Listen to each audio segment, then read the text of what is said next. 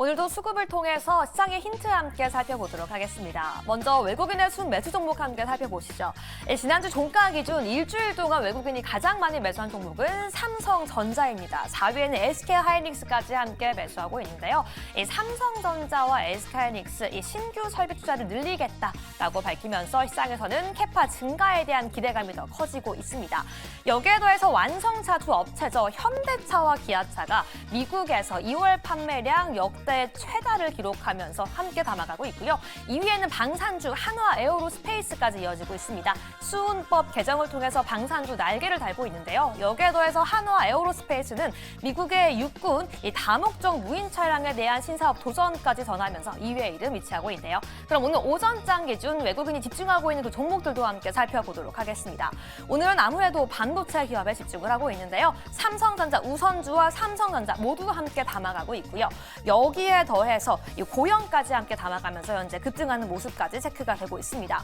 특히 오늘 한국 시간 기준 밤 11시입니다. 미국 물리학회에서 LK99에 대한 발표가 예정되어 있는 가운데 신성 델타테크 3위에 이름 위치해 있고요. 포스코홀딩스까지 4위에 이름 가져가고 있습니다.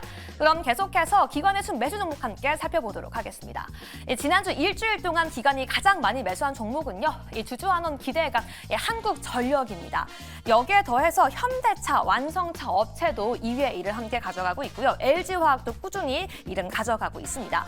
여기에 더해서 코스피 이전 상장 기대감이 가지고 있는 에코프로비엠도 4위에 이름 올리고 있고요. 이 생명보험사 중에서도 1조 클럽에 처음 입성한 삼성생명까지 5위에 이름 올리고 있습니다. 그럼 오늘 오전 기관은 어떤 종목을 매수하고 있을까요? 오늘 1위와 2위 삼성전자와 SK하이닉스 역시 시장의 기대감과 미국 시장에서 반도체 훈통 지속되면서 랠리 함께 이어지고 있습니다. 이에 따라서 역시나 캐파, 신규 설비 투자 기대감 속에서 함께 직접적인 수혜를 받을 수 있는 장비 업체들도 함께 가져가고 있는데요. 4위의 이오테크닉스, 그리고 역시나 오늘 급등하고 있는 5위의 HPSP까지 장비 업체들도 함께 매수세 이어지고 있습니다. 외국인과 함께 기관 역시 포스코홀딩스 오늘도 매수하고 있네요. 그럼 마지막으로 개인의 순매수 종목도 함께 살펴보도록 하겠습니다. 지난 일주일 동안 개인이 가장 많이 매수한 종목은요. 지난주 초 상장했던 APR입니다. 더블은 실패했지만 시총 2위를 등극하는 모습까지 확인이 되었고요. 네이버, 연일 몇 주 연속 개인이 러브콜을 보내곤 있지만 주가의 흐름은 미비합니다. 지금 시장에서 굉장히 핫한 모습 보이고 있는 외국계 직구 앱들의 직격탄을 맞았다라는 분석도 있고요. 시장에 과도한 우려가 주가의 상승을 막고 있다라는 평가가 있고요. 3위의 SK하이닉스, LG화학, 그리고 이 엔터업계의 하락 속에서도 방탄의 부재 속에서도 그래도 시총 2위에 등극한 하이브까지 5위에 이름 위치하고 있네요. 여기까지 외국인과 기관, 개인의 순매수 종목까지 함께 살펴봤습니다. 이를 통해서 어떤 힌트 알아볼 수 있을까요? 고수님들 알려주시죠. 네, 종목별로 보면은 기관은 대놓고 반도체에 대한 편식을 하고 있다는 것을 확인해 볼 수가 있고요. 외국인은 보면은 개별적인 종목도 좀 많이 매수를 하는데 섹터별로 보면은 오늘 외국인들의 수급이 경기 민감주 쪽에 집중이 돼 있습니다. 그러니까 뭐 전기전자 섹터는 당연히 오늘 매수를 하고 있는 것을 비롯해서 운수장비, 철강금속, 기계, 화학 이런 섹터들을 사고 있는데 임순재 교수님, 외국인의 수급이 이제 특정 종목 외에 전체 우리 시장으로 좀 들어온다라고 좀 봐도 될까요? 그렇게 보기엔 좀 이른 것 같고요. 아직이요? 네, 오늘 사는 이유 종목을 보면 전부 다 업종 대표주입니다. 그러니까 지금 상황이 뭐 개별적인 종목보다, 그러니까 어떤 특정 섹터보다는 업종 대표주를 지금 골고루 지금 하고 있는 거 아닌가라고 보여지고요. 그렇다라고 하게 되면 뭐 이런 업종 대표주의 상승세로 인해서 지수 관련돼서는 아마 조금 더 상승 여력이 더 남아 있을 가능성은 있는데 개별 이제 이슈로 움직이는 종목들 같은 경우는 상대적으로 조금 소외될 가능성은 좀 보이는 그런 상황입니다. 그러니까 완전히 개별 테마가 아닌 뭐 일반적인 중소형주들이 조금 소외될 가능성에 대한 부분도 좀 같이 주목해서 보셔야 될 걸로 보여지고요.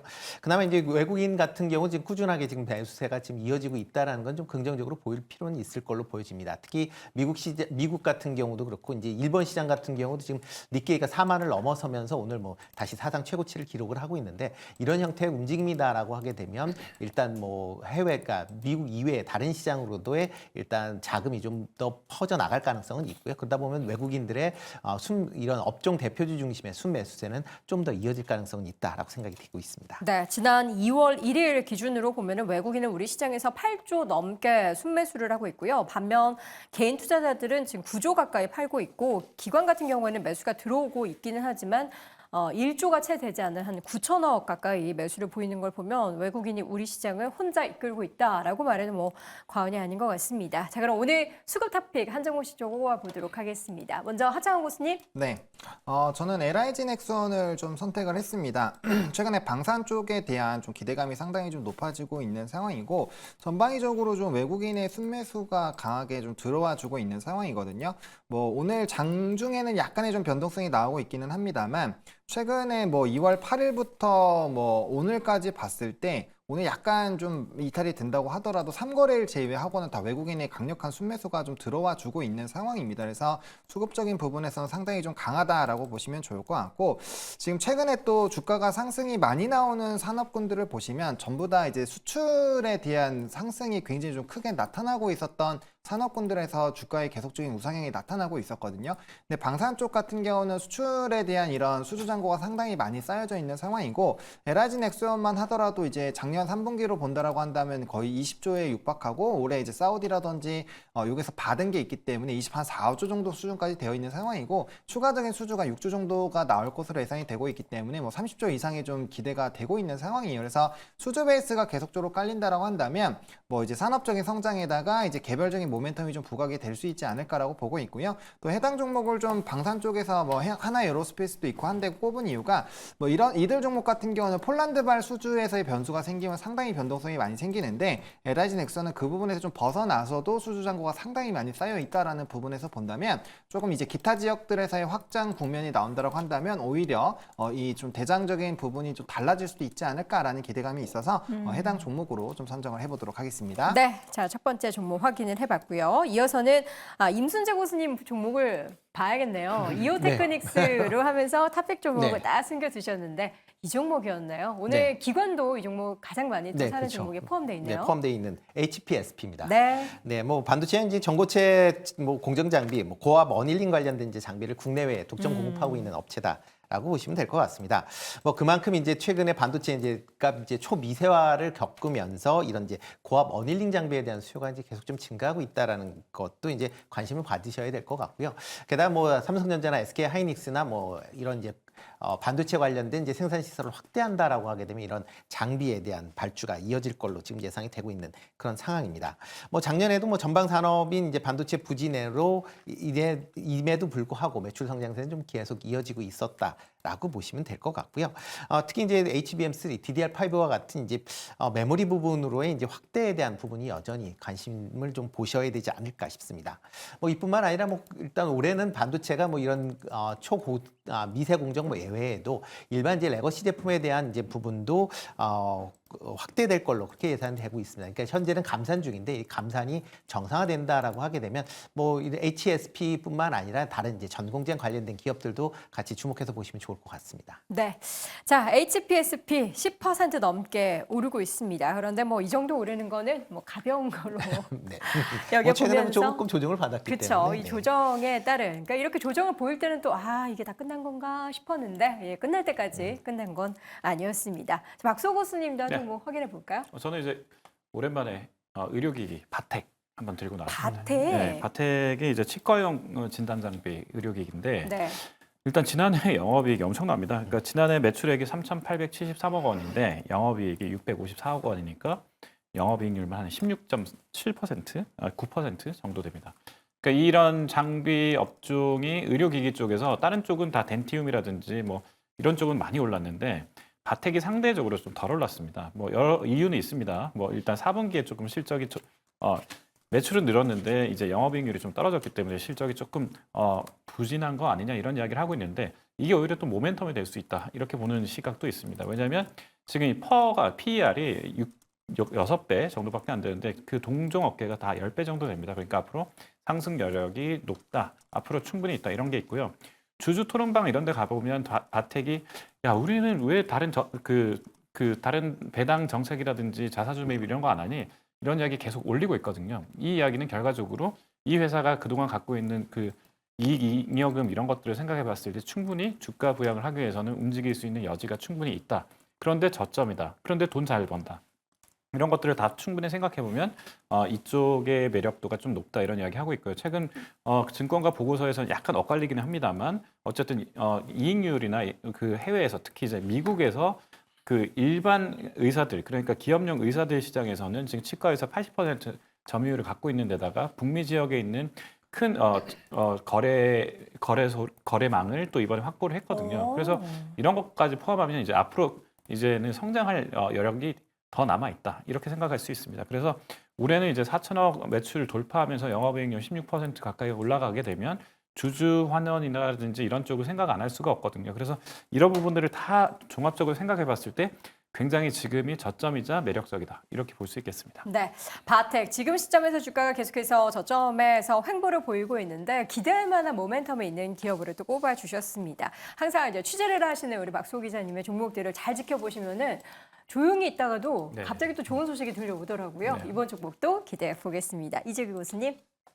네, 전 오늘 덕산테코피아 약간 준비했습니다. 지금 멘탈이 조금 내려가 아니, 있는 것 같아요. 아닙니다. 괜찮으세요? 예, 제가 너무 괜찮습니다. 공격적인 질문을 많이 해가지고. 괜찮습니다. 예. 지금 덕산테코피아라는 기업인데 제가 몇 번 말씀드렸던 것 같습니다. 이게 엔캠이나 동아기업, 솔브레인 홀딩스 그리고 덕산테코피아 같은 경우는 전해액과 관련되어 있는 기업이죠. 그래서 전해액 관련주들이 굉장히 강하게 올랐었는데 사실 당시에 제가 명분이 좀 있다라는 말씀을 많이 드렸죠.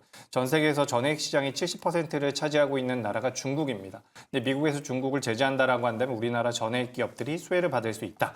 그래서 가장 규모가 작은 기업이 덕산테코피아입니다라고 말씀드렸는데 네. 덕산테코피아는 원래 과거에는 이 OLED 소재 쪽으로 관련이 돼서 시장에서 인식을 하고 있었어요. 근데 우리가 잘 따져보자면 지금 OLED 소재 쪽에 대한 매출보다 반도체 소재 쪽에 대한 매출이 좀 더 올라가고 있고 여기다가 이제 플러스로 전해액 쪽이 붙어 있는 상황입니다.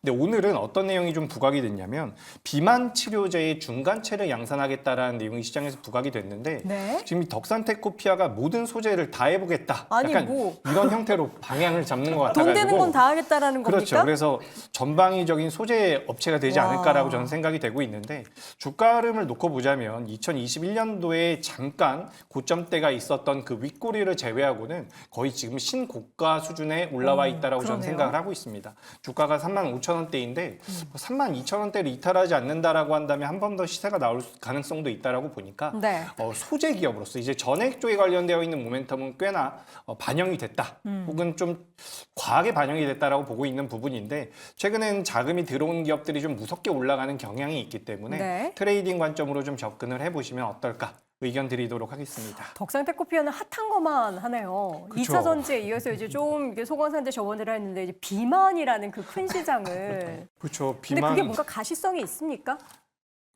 아직까지는 없죠. 아직까지는 없지만 지금 시장 분위기 자체가 좀 자금이 몰리는 기업들이 굉장히 강합니다. 제가 네. 아까 전에도 잠깐 언급을 드렸는데 지금 뭐 데이터 센터가 많이 커진다라고 하면서 이 네. 열 관리와 관련되어 있는 기업으로 제가 지난주에 GST라는 기업을 한번 말씀을 드렸습니다. 원래 이게 스크러버랑 칠러라는 장비를 제조하는 회사인데 이 액침 냉각 쪽으로 엮이면서 오늘도 주가 흐름이 굉장히 좋거든요. 그래서 요즘에는 시장에서 좀 부각이 됐다라고 한다면 자금이 좀 이렇게 좀 표현해도 될지 모르겠지만 좀 무식하게 들어옵니다. 그래서 덕산테코피아 같은 경우도 고점을 무조건 찍었다라고 보기가 좀 어렵다라는 거죠. 그래서 오늘은 많이 올라왔지만 좀 네. 어느 정도 조정을 받게 된다면 좀 관심 있게 보시면 될 것 같습니다. 알겠습니다. 자, 이렇게 해서 오늘 수급 특징 그에 따른 탑픽 한 점씩 꼽아봤고요. 다시 한번 화면으로 정리해 보겠습니다.